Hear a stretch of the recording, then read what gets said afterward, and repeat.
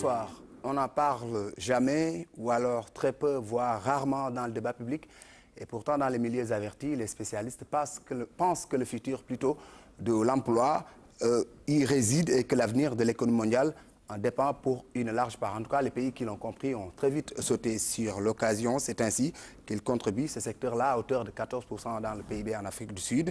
Et pour la seule année 2006, des records de création d'emplois ont été atteints dans certains pays. Tenez, 25 000 au Rwanda, plus de 90 000 au Kenya, 125 000 en Ouganda et un pic de 159 844 en Tanzanie, pendant que le Sénégal ne crée que 15 000, soit 0,39% de la population active. C'est dire donc que notre pays a très peu, voire sous-exploité un secteur pourtant dans lequel il aurait pu ou dû jouer les premiers rôles au regard de ses atouts. Des réseaux à haut débit, des entreprises compétitives, des écoles de qualité, une libéralisation totale, une régulation effective. Bref, toutes les conditions pour capitaliser l'industrie des TIC. Ce soir, le secteur est à l'honneur. Le chef de l'État en a fait une priorité avec l'avènement de Diamniadio. Immersion dans ce secteur avec Yaya Diallo. Il est ingénieur télécom, architecte des systèmes d'informatique. Monsieur Diallo, bonsoir. Bonsoir. Oui, vous êtes ingénieur, architecte des systèmes d'informatique, je l'ai dit tantôt. Aujourd'hui, on parle beaucoup de l'économie numérique au Sénégal, mais également dans le monde. C'est quoi, quels sont un peu les contours de ce nouveau genre d'économie, si je puis m'exprimer ainsi? Bonsoir, M. Gary. L'économie numérique, on peut dire, c'est tout ce qui tourne aux activités liées aux TIC, aux nouvelles technologies d'information et de la communication. Donc, on peut globalement voir 4 catégories. Il y a ceux qui produisent les outils de télécommunication. Il y a certains qui vont vivre de ces outils-là, dont la raison d'être n'est que liée à l'existence de ces outils. Il y a des entreprises qui vont utiliser ces outils pour augmenter leur productivité. On peut citer, on peut citer les banques, par exemple, qui vont mettre des activités de banque en ligne. On peut citer des transports qui vont vendre des billets d'avion en ligne. Donc, ils vont utiliser les nouvelles technologies pour augmenter leur productivité. Et puis, en 4e lieu, on peut parler des ménages, vous, moi, je peux acheter un livre. Ça, c'est au bas de l'échelle, complètement. Au bas de l'échelle, mais c'est bas de l'échelle qui fait quand même la masse. Hein. Donc, on peut acheter des livres en ligne, vous pouvez acheter des loisirs en ligne, et tout ça contribue en fait à ce qu'on appelle aujourd'hui l'économie numérique. Oui. Et tout cela combiné forme ce qu'on appelle aussi l'industrie, quoi. C'est carrément une industrie. Est-ce qu'aujourd'hui, cette industrie-là est une réalité dans notre pays, au Sénégal?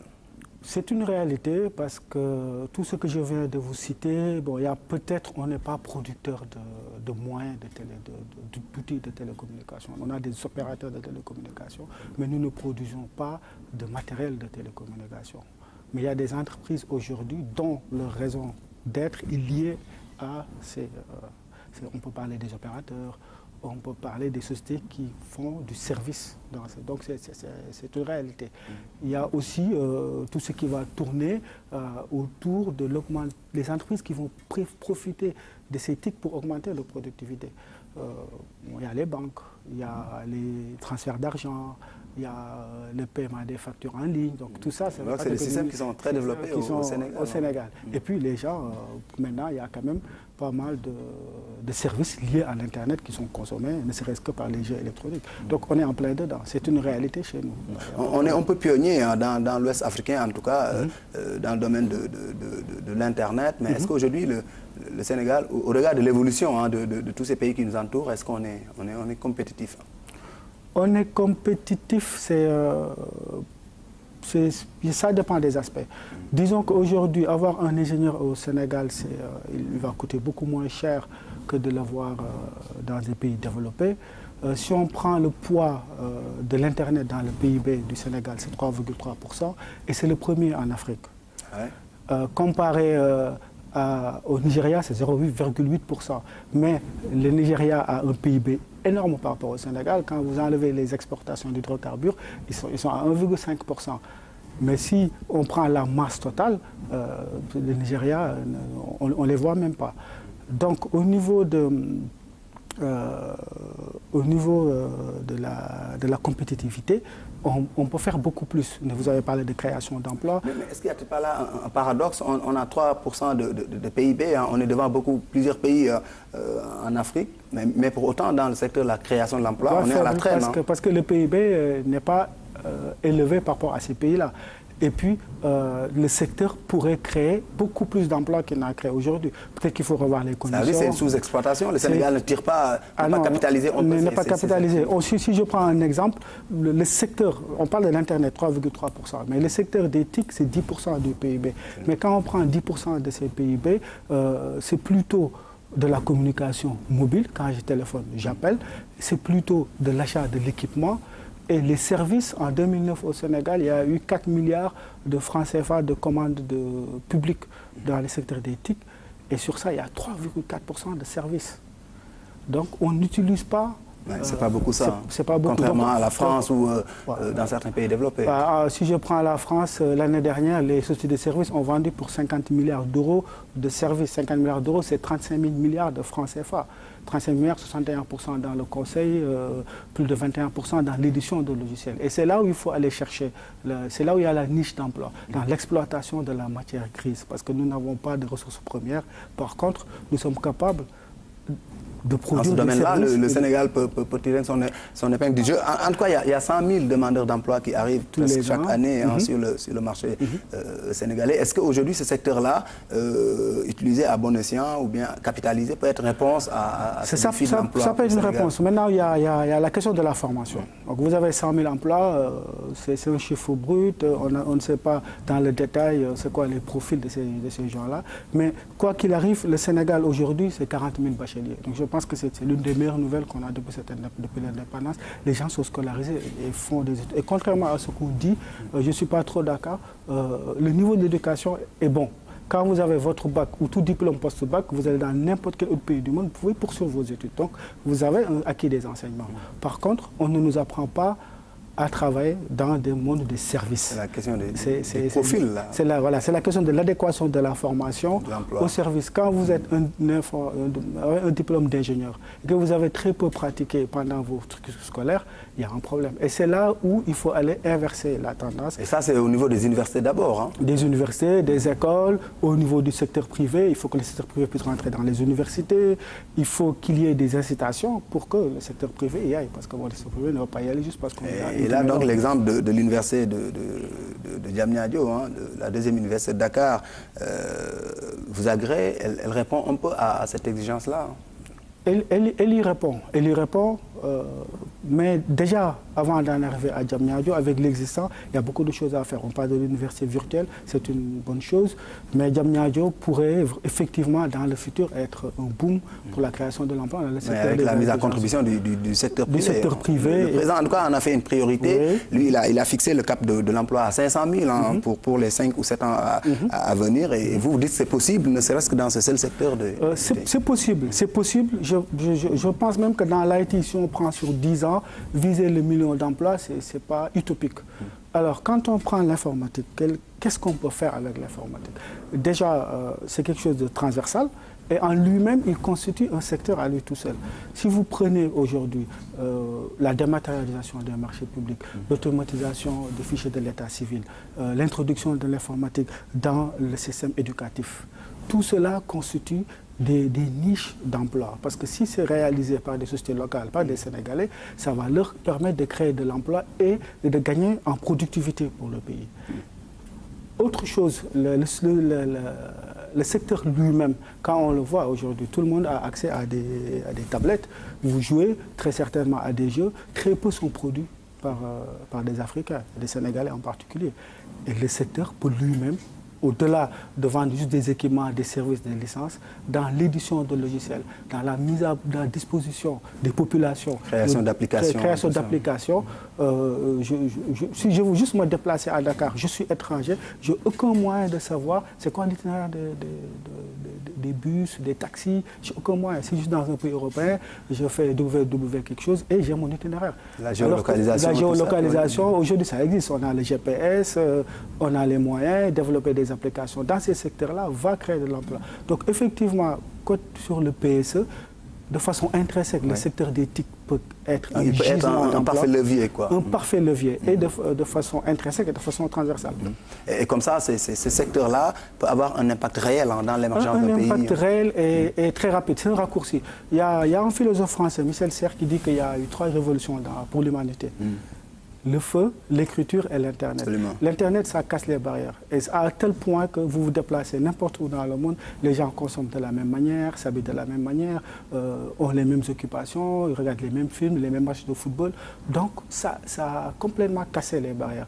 Maintenant, quand on prend le secteur des TIC, il y a 5 grands axes. Le cloud computing, on parle des objets connectés, les applications mobiles, on parle des big data et la sécurité informatique, et puis les réseaux sociaux. Et sur toutes ces choses-là, nous pouvons contribuer. Quand on parle des big data, c'est le foisonnement de données qui existe. Aujourd'hui, si je prends des entreprises comme Facebook, comme Google, les Sénégalais sont dedans. On est dedans. Mais nous ne savons pas où est-ce que sont stockées nos informations. Et tout cela demande à être protégé aujourd'hui. Tout ça demande à être protégé. Donc au niveau même de la fiscalité, au niveau même du droit, je pense même de l'enseignement, des cursus scolaires, il y a des choses à voir.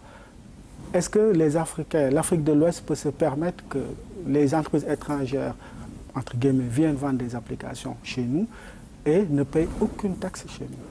Donc il y a déjà, indépendamment de la création d'emplois, il y a une réflexion à faire au niveau de la c'est le cadre législatif, il faut une réglementation. Il faut une réglementation qui puisse protéger nos données et dire que les données des utilisateurs africains restent en Afrique. Ça veut dire quoi? La création de data centers en Afrique. Donc des gens... Est-ce qu'aujourd'hui, il y a les ressources humaines, il y a des entreprises capables d'opérer ces genres de... Oui, bien sûr, il y en a. Donc on est capable de mettre des data centers en Afrique et puis ça a du sens parce que l'Afrique est tout simplement la plaque la plus stable au monde. Donc, parce que géographiquement, c'est la plaque qu'il y a, il n'y a pas de tremblement de terre en Afrique. C'est comme ça. Donc ça, c'est la nature. Donc j'ai plus intérêt à mettre des data centers ici qu'au Japon. Donc si je demande à ces... La Russie a récemment pris une loi telle quelle. Donc les données des citoyens restent en Russie. Donc ces grands opérateurs qui sont dans le monde numérique sont obligés de créer des... C'est inquiétant, ça veut dire qu'aujourd'hui, nous, les données des Sénégalais sont ailleurs. Ben, il ne peut pas que des Sénégalais, c'est donné de tout le monde. Quand vous achetez un billet d'avion, quand vous payez par votre carte bancaire en ligne, quand vous vous inscrivez sur une application en ligne, vous mettez vos données, je sais vos habitudes, qu'est-ce que vous mangez, comment vous vous déplacez, ça je peux le faire. Et je peux vous profiler et je peux vous vendre. Quand vous vous connectez sur un site internet, vous avez de la publicité qui arrive en fonction de vos habitudes de navigation. Aujourd'hui, il y a possibilité pour que ça reste, que ça ne sorte pas du Sénégal. Voilà, si on est dans le monde quand même global. C'est un cadre législatif qu'il faut voter. Donc le créer, ce n'est pas du protectionnisme, mais c'est juste de dire que vous venez, vous vendez des services. C'est une urgence mondiale quand même, la protection des données aujourd'hui. Oui, on prend l'Angleterre, ils ont appelé ce que la taxe Google, c'est 400 millions d'euros. 400 millions d'euros, c'est plus de 260 millions. Qui rentrent dans le trésor public anglais. Qui rentrent dans le trésor public anglais parce qu'ils vont chercher chez Google. Et chez nous, on perd tout ça, quoi. On perd tout ça. C'est inquiétant. Donc tout ça, cet argent peut être réinjecté sur le PSE et faciliter le développement de... Mais qu'est-ce qu'aujourd'hui le Sénégal peut faire pour capitaliser tout cela, pour tirer profit en tout cas de cette industrie-là? Parce qu'apparemment, on perd beaucoup de choses là. On perd beaucoup de choses, alors que nous avons des atouts énormes. Vous parlez du pôle de Diamniadio, vous parlez de trucs. Récemment, le Monde a fait une projection sur l'Afrique avec des indicateurs. Stabilité politique, nombre de coups d'État, président au pouvoir depuis plus de 15 ans, liberté d'expression, le nombre d'alternances. Le Sénégal a tous les indicateurs en vert. Les autres, c'est le Malawi, l'Afrique du Sud, c'est des pays... Pourtant, c'est des pays qui ont connu la guerre, qui ont connu la dictature et qui aujourd'hui nous devancent dans ce domaine-là. Mais si je prends par exemple l'exemple du Maroc, pour comment ils ont fait pour capitaliser sur ces... Ils ont développé ce qu'on appelle des activités de nearshore. Et ce qui se passe aujourd'hui, l'emploi coûte trop cher dans les pays développés, parce que pour des raisons de fiscalité et raisons sociales, ils sont tous partis en Asie. Mais ils sont partis en Asie... c'est quoi? C'est le coût de la main-d'œuvre qui est moins élevé là-bas? Mais moi j'ai travaillé avec des équipes en Inde, quand vous êtes à Paris, vous les appelez à 15 h, il n'y a personne, c'est le lendemain. Le décalage horaire, vous avez un problème culturel, vous avez... le problème d'une barrière linguistique. Si on prend le Sénégal aujourd'hui... Et nous, on n'a pas toutes ces contraintes-là. On n'a pas toutes ces contraintes. Et qu'est-ce qui fait que les gens ne viennent pas ici? Qu'est-ce qui fait que nous ne pouvons pas avoir... Parce qu'on ne le market pas, on ne le vend pas, et il faut mettre les conditions. Ça veut dire qu'aujourd'hui, il faut aller vers la création d'un système carrément offshore. Hein, peut-être pas offshore, parce que offshore, ça voudrait dire que je vais travailler exclusivement pour les sociétés étrangères. Alors qu'en fait, on doit aussi bien travailler... Oui, mais pourvu que ça utilise une main-d'œuvre locale. Hein, Je suis d'accord, j'ai la main-d'œuvre locale. moi, c'est un peu embêtant. Qu'est-ce qu'il faut que, selon vous, c'est quoi la formule la plus adéquate? On sait que le Maroc réussit dans ce domaine-là. Faut-il suivre l'exemple du Maroc? Ou alors, est-ce qu'au regard, nous, de notre tradition et de l'évolution de notre pays, nous devons carrément nous créer notre propre voie dans ce domaine? Je pense qu'il faut trouver une voie intermédiaire entre ce que fait le Maroc et ce que fait le truc aujourd'hui. Aujourd'hui, quand vous vous installez au Sénégal, si vous faites que des activités d'offshore, vous avez des réductions de charges. Si vous voulez travailler avec les entreprises locales, vous n'avez pas de réduction de charges. C'est là où il y a un biais. Moi, je pense que le secteur de l'IT pourrait peut-être bénéficier d'une certaine condition d'allègement. Une sorte d'amnistie fiscale. Le président l'a amnistie, bon, cela voudrait dire ça m'a parlé dans le domaine du tourisme. En tout cas, il dit pour toutes les entreprises qui vont agir dans le secteur touristique pour la Casamance, ils sont exempts de taxes. Oui, bon, amnistie, ça voudrait dire qu'on a fait une faute quelque part et puis on vous a pardonné. Mais là, on parle d'entreprises qui sont quand même simples, qui a priori n'ont rien fait de mal. Les incitations, quoi. Mais les incitations, elles doivent être aussi bien pour ceux qui travaillent avec des entreprises étrangères que ceux qui travaillent pour les entreprises locales. C'est très important. Moi, j'insiste beaucoup sur le fait qu'on ne peut pas avoir des jeunes qui sont formés dans ce pays et qui ne servent pas pour les besoins de ce pays, parce qu'il y a de véritables besoins. Et on a la fuite des cerveaux, il y a beaucoup de Sénégalais qui partent. Hein. Vous avez dit, vous avez fait la France, vous? Oui, ça fait un peu plus de 20 ans que j'étais en France. Bon, là, on est revenu depuis quelques... D'accord, très bien, on y reviendra un peu au cours de cet entretien-là. Là où le Maroc a réussi, est-ce que le Sénégal peut réussir là-bas, ou alors qu'est-ce que nous devons faire pour on peut aller à la hauteur du Maroc? D'abord, qu'est-ce que fait le Maroc? Le Maroc, il dit, je fais un centre shore. Je prends 50 hectares de terrain complètement aménagé avec les bureaux, un seul opérateur d'Internet, pour l'électricité, pour tous les moyens généraux. Vous venez vous installer, quand vous embauchez un Marocain, pendant 5 ans, vous ne payez pas de charges sociales et on vous fait des conditions de réduction de fiscalité, pendant que vous ne payez pas les impôts, tout ça. Ok, d'accord, c'est très bien. Ça, on doit le faire parce que ça va nous permettre d'aller chercher des marchés. Je prends la BNP, c'est 2000 €, 2000 personnes en Inde. La SG, c'est 2000 personnes. Saint-Gobain, 43 milliards d'euros de chiffre d'affaires, 2000 personnes en Inde. Et quand vous discutez avec ces DIC, ils n'en peuvent plus. Mais ils sont obligés de rester là-bas. Si vous leur offrez une alternative, ils vont venir. Et le Sénégal peut être le Sénégal, pour toutes les raisons que je vous ai évoquées tout à l'heure, de position géographique, de stabilité, de démocratie. La distance, hein, la distance, c'est 5 heures de vol, il y a plus de 10 vols réguliers par jour. Le Sénégal peut être ce levier-là. Mais la demande intérieure, il ne faut pas la négliger. Il ne faut pas la négliger. Parce que cette demande intérieure aussi est très importante pour les sociétés implantées.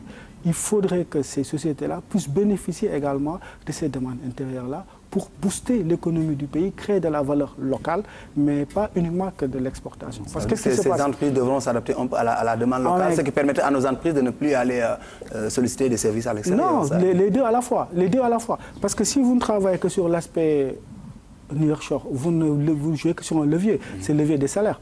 Mais qu'est-ce qui se passe? À un moment donné, même si vous créez énormément d'emplois, vous allez augmenter le niveau de vie de vos collaborateurs, et puis à un moment donné, les salaires vont augmenter. Vous n'êtes plus compétitif.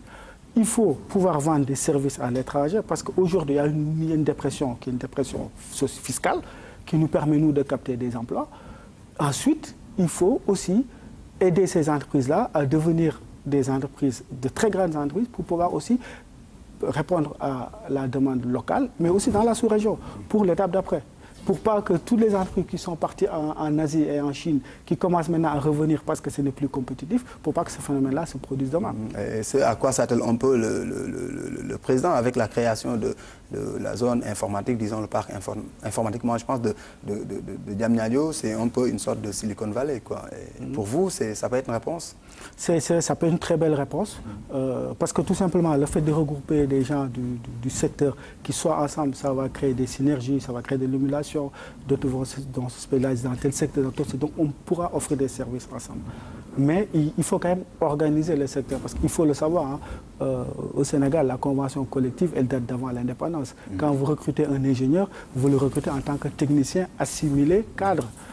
La convention, elle parle de sonographes capables de taper 30 mots à la minute. Donc il y a quand même un toilettage à faire, aussi bien du côté fiscal, du côté juridique, pour pouvoir inciter ces entreprises-là à venir à travailler et puis aussi attirer les grandes entreprises européennes. Parce que je pense que le PSE, il est validé par tout le monde. Donc, je pense que les grandes entreprises... Salué par les bailleurs. Hein. Par les bailleurs, les grandes entreprises de langue française vont commencer à venir. Et il faut que eux et les entreprises... Et vous déjà, vous y êtes, hein, vous travaillez un peu à faire venir un certain nombre d'entreprises françaises au Sénégal. Je peux parler de notre cas. Oui. Nous-mêmes, on est installés en France depuis 9 ans. Et depuis un peu plus de 2 ans, nous sommes au Sénégal. Donc vous avez accepté volontiers de faire le break. Pourquoi? Pourquoi? Il y a plusieurs raisons. Il y a plusieurs raisons. La première, parce que je suis sénégalais, j'aime mon pays et je crois à mon pays. La deuxième raison, c'est des raisons peut-être qui vont être plutôt à connotation peut-être d'ordre politique, mais je tiens à le préciser. Je ne suis pas politicien, je ne cherche pas de poste politique, je suis au privé. Mais vous êtes un jeune Sénégalais qui est convaincu quand même que l'avenir du pays, quelque part, réside dans ce secteur-là. Dans ce secteur-là. Que vous connaissez très bien. Hein. Pourquoi je connais très bien le secteur. Ça fait 9 ans que j'ai créé une société en France avec une trentaine de collaborateurs. Et on est présent à Dakar depuis 2 ans avec 80 collaborateurs. Mais ce qui est important, et le signal, on a un président qui est légitime. Élu de façon complètement démocratique, et qui arrive et qui nous dit « j'ai tracé une voie et c'est là où je veux aller ». Et cette voie, elle va jusqu'à 2035. Donc elle transcende tout ce qui est politique, alternance, est-ce qu'on va faire... Il nous trace une route. Absolument. Il nous trace une route. Et il faut l'accompagner. Vous avez aux autres de saisir cette occasion-là. Je ne suis pas du tout politique, je retiens à le préciser, mais je crois vraiment à ce qu'il a dit. Voici la voie. Maintenant, c'est à nous de venir et de labourer le chemin et d'y arriver. Comment faisant? Mais en apportant notre savoir-faire et en créant de l'emploi. Je vous rappelle que dans les années un peu plus tôt, on nous parlait d'ajustement structurel. Le FMI, la Banque mondiale de Washington nous disait que c'est comme ça qu'il fallait faire. L'ancien président, il a dit que le franc CFA ne sera pas dévalué. Il est parti à Paris, il est revenu, le franc a été dévalué. Donc c'est là pourquoi que les réponses doivent venir de nous-mêmes. De nous-mêmes. Là, on a un président qui est jeune, qui est après les indépendances, qui dit voici la voie. Il connaît le contexte, quoi. Et c'est le président du FMI, la présidente, qui veut lui dire que c'est la bonne voie. À la limite, c'est une révolution finalement. C'est une révolution peut-être mentale et culturelle. Et ça c'est rassurant. Et vous y êtes, vous êtes venu, vous avez vu et vous êtes convaincu qu'aujourd'hui le Sénégal peut tirer profit de ce que vous faites. Vous êtes comme ça lié à l'école polytechnique de Thiès, hein, où on peut expliquer-nous un peu ce partenariat qui vous lie avec l'école polytechnique de Thiès. Nous on est arrivé à Dakar en janvier 2013. On voulait venir depuis 2011. Le problème qu'on a eu, ce dont on en parlait tout à l'heure, c'est la formation. On a fait à peu près une centaine d'entretiens. On a retenu personne, des gens qui avaient des bac plus 4, des bac plus 5. Parce qu'en France, nous sommes reconnus comme une société qui fait de l'innovation. Nous avons des clients en France qui nous disent à un moment, vous coûtez trop cher, on va aller en Inde, on va aller au Maroc. Si vous êtes capable d'ouvrir une boutique ailleurs, à la limite, on va acheter chez vous. Je dis, bon, moi je suis sénégalais, je vais pas aller au Maroc, je vais aller à Dakar. Et ça tombe bien parce qu'on a la voie qui est tracée, on parle du PSE. D'accord. Et quand on est arrivé, entre 2011 et 2013, on a recruté personne. Parce qu'on trouvait que les gens n'étaient pas prêts. En tout cas, la formation n'était pas adaptée à ce qu'on cherchait. On était trop généraliste, quoi. Voilà. J'ai eu la chance de rencontrer, par le truchement d'un général qui est mon beau-frère et un oncle d'un professeur qui s'appelle Oumar Niang de l'école polytechnique de Thiès. C'est compliqué finalement. Oui, c'est comme ça, c'est une sorte de rencontre de la vie, c'est comme ça. Hein. On s'est rencontrés chez lui au mois de décembre 2012. Au bout de 30 minutes de discussion, on était tombé d'accord sur ce qu'on voulait faire. Je suis parti à Paris. Dans la foulée, il m'a envoyé d'une convention de partenariat. Je suis revenu. On est parti voir son directeur, Bamba Diaw, qui est un homme très ouvert, qui nous a tout de suite dit, et oui, tu nous as tout de suite dit, je signe, je le prends. Et donc la convention, qu'est-ce qu'elle dit? La convention, elle dit, on forme 45 ingénieurs polytechniciens sur 5 ans. 3 promotions de 15 étudiants. Ils font 6 mois à l'école, 6 mois en entreprise. pendant ces 3 ans. Ils allient la théorie à l'école et la pratique chez vous carrément. Quand ils font la théorie à l'école, ils font la pratique chez nous. Nous avons des salles, et vous mettez la logistique, le personnel qu'il faut, les ingénieurs qu'il faut pour les on a une salle serveur avec un investissement de plus de 400 millions de francs. Ils ont accès à du matériel de très haut niveau. Et on a un personnel qualifié à côté de ces étudiants-là qui les accompagne, qui les insère dans nos projets pour nos clients. Donc 3 promotions de 15 étudiants, 6 mois à l'école, 6 mois en entreprise. Pendant les 3 ans, on les rémunère. Et au bout de ces 3 ans, nous les embauchons et on leur demande de nous servir minimum 5 ans. Nous leur proposons de faire. Et après, il faut aller voir ailleurs, quoi, au bout de 5 ans. Ce n'est pas le but. Nous préférons. L'idéal, c'est qu'ils restent avec vous. L'idéal, c'est qu'ils restent avec nous. Mais c'est assez innovant tout cela. Ah oui, à ma connaissance, je pense qu'on est les seuls à le faire. Bon, maintenant, notre tableau de marche, c'est d'arriver jusqu'à 150 personnes à 2017. Ça, c'est ce qu'on a fait. Nous avons investi un peu plus d'1 milliard de francs sur fonds propres. Et que si les installations fiscales, sociales étaient mises en place, peut-être qu'on pourrait faire 200 au lieu de 150 en 2017. Et au-delà de 2017, notre objectif, c'est de faire plus 50, plus 60 personnes et dépasser en 2020, 2022, 1000 personnes. Oui, allez. Et vous pensez que ce schéma-là peut régler le défi la problématique de la formation et de l'emploi qui est quand même une réalité au Sénégal. Clairement, les profils ne sont pas souvent adaptés. Est-ce que vous pensez que c'est une formule qui peut faire que très rapidement le Sénégal réponde à ce défi? Clairement, il n'y a pas de doute, parce que nous les avons pendant 6 mois. 6 mois la 3e année, 7 mois la 4e année d'école et 9 mois la dernière année d'école. Et au bout de la 2e immersion, ils sont constamment productifs. Parce que c'est quand même, on parle de polytechnicien. Hein, ça peut servir d'exemple. C'est des autres entreprises appelées à investir un peu l'université, les écoles de formation, les instituts. Oui. Bon, nous, on est à trouver notre compte parce que nous avions des clients qui étaient à l'étranger, qui nous donnaient du travail. Après, je vous ai dit, c'est plus d'1 milliard de francs sur fonds propres. Après, est-ce que toutes les entreprises sont prêtes à le faire? C'est ça la question. Je pense qu'il faut quand même des incitations et des aides de quelque part. Donc pour vous, l'industrie de TI, c'est une réalité au Sénégal. Le pays peut en tirer profit carrément. Mais moi, j'en doute pas. Je suis dedans. Merci. Je suis dedans. Merci beaucoup, Yaye. Merci. Merci. Fin de ce numéro. Rendez-vous mercredi prochain pour une autre question d'actualité.